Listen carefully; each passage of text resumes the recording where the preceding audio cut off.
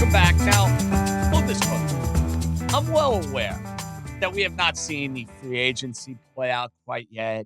The draft has not played out quite yet. So there are a lot of moving parts between now and when we're spending time in the summer doing our preview shows and then our first week one show for the Ring of Sunday pregame and everything that comes with it. But I do have in front of me the up to the minute Super Bowl 60 winner on FanDuel. No surprise, the Eagles and the Chiefs, the two favorites, 6-1 plus 650. Baltimore tied with Kansas City, Buffalo at plus 750, Detroit at 10-1, and then we got a drop off, boys. Niners 15-1, Bengals at 18-1, Packers 20-1, Washington, your boys' house, 24-1, Rams at 28-1, Texans 29-1, and now I'll give you the long shots. I'm not going to run through all of them. Chargers 30-1, Minnesota 31-1, Tampa 35-1, Bears, Dolphins, Broncos, all in the 40 range. Now, when we spent some time house on Monday, I told you guys in New Orleans, I bet two. I bet Cincinnati at 18-1. I bet the Los Angeles Rams at 32-1. Number has stayed the same for the most part for the Bengals. Went up, then came immediately back down. Ram number came down a little bit.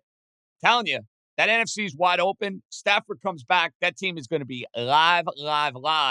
So now that you've had a day or two to marinate, House, you know my feelings. Any of these stand out to you? You know, you made a really good case for the Rams.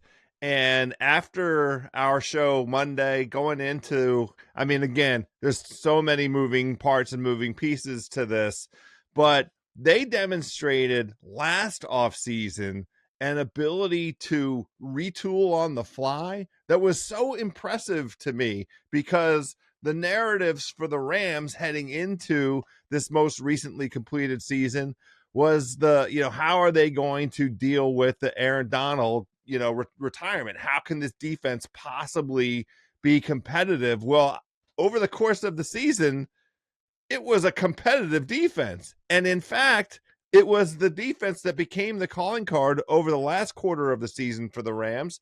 And the defense was really the reason that they gave the Eagles everything that the Eagles wanted. I mean, remember, the Eagles had 2 turnovers in the second half, short field ability to get scores that were not really on that Ram defense. They're young, they're fast, and so the reason that I think it's in that 28-1 class is because of the uncertainty around Matthew Stafford, and that it'll move, enormously if he ends up not being the quarterback for this team. But I think that price is right, because what you're really trying to do, from my perspective, I'll just put it in terms of me, is have a hedge opportunity. I want the Rams to get to the NFC conference championship game. Then I can hedge at that price. Let me hedge that to death. And I think, as we sit here today and look at, so many unknowns, but the knowns, I think the Rams are a decent wager, Dream. So I have 2 that I like. I like it. Let's hear, Raheem. Let me ask you guys, what do you guys think is the weakest divisions in the NFL? Weakest division in the NFL. Let me see. Not the AFC South. Yeah. And number 1. And the NFC South. You know this. It's the South. Okay. I was going through in my head. I wanted to make sure. So the first one I have is the Houston Texans. You look at a Houston Texans team, dominant defense. They have a quarterback in C.J. Stroud who can make all the throws. And I know we spoke about them at will in terms of them struggling from a down-to-down perspective. But they were in that game against the Chiefs. And I think if they can make some just subtle improvements, they get some guys back on offense, I think there's good value on the Houston Texans at 29-1. And the reason I say that. Totally agree. Excellent point, Raheem. That defense, more than anything, is the reason why I like Houston, and I would get on board with that. I didn't love what I saw from Stroud last year, and I know everybody's looking to blame Bobby Slowick. That's the easy thing to do. Their running game kind of disappeared. But 2 years ago, Stroud was a revelation. So I know I'm getting that defense, that Travels house. I'm in on that. The Texans, to me, they should win that division with ease. You would think the division stinks. Call it a family play. I'm on board. I looked at it. Now, the only thing that was like a slight disincentive is they're going to play a first place schedule because they won the division. But I'm not that, let that fall where it's, we don't have to overemphasize it. That offensive line gets any kind of improvement, then you're really talking, because they have talent on both sides of the ball. Dream, you had two. We're on board with one. Family play for one. What's the second one? So I mentioned the Houston Texans because they should win that division. There's another team, to me, that's probably going to win a division. And JJ might not agree, but it's the Buffalo Bills at plus 750. And when you win your division... may not agree. Raheem, if I've been living on planet Earth the last 5 years, I think they're going to win the division. I don't want them to win the division, but yeah, you save you the trouble. When we do our AFC East preview in July, spoiler alert, I'm taking the Bills. They're probably going to be minus 3-1 this year to win the division. My biggest thing is that the easiest way to get to the Super Bowl is to win your division and hopefully get a bye.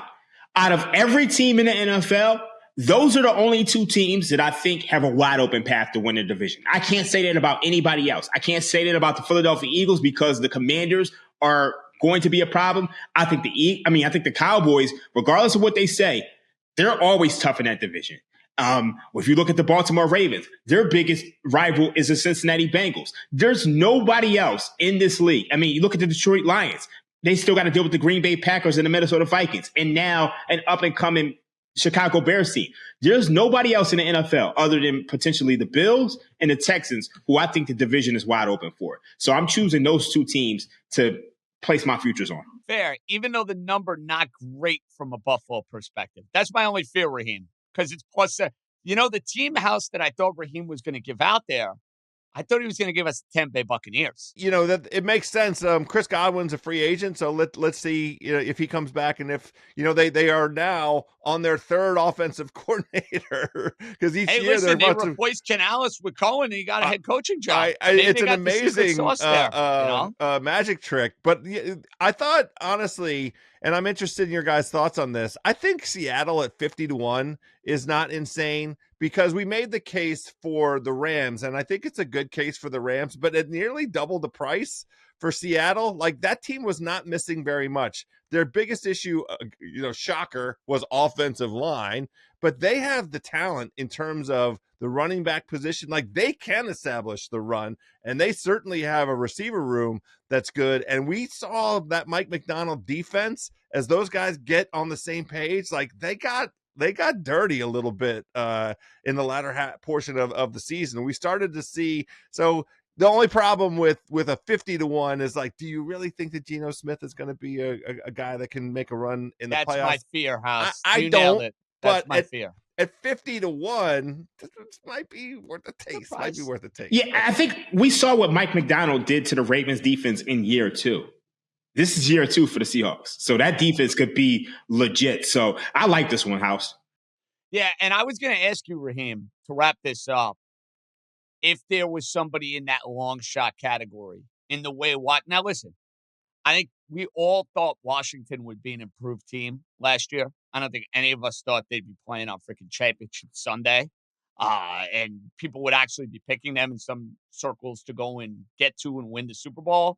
Is there anybody, Raheem, that you're seeing in like those crazy 50-1 odds or greater that stands out, or is Seattle like the best of that bunch? I think right now Seattle's the best of it. I mean, but we got to remember, right now we still haven't had the draft and we still haven't had free agency. So it's very early. These are just initial reads. But right now, I don't want to jump on anything else. Hey, listen, I'm backing Joe Burrow. I'm doing it again. I'm telling you guys, I don't care if they lose T. Higgins. Joe Burrow, Jamar Chase, improved defense. Bengals will be back. And Los Angeles Rams. Caveat, Mr. Stafford needs to be the quarterback.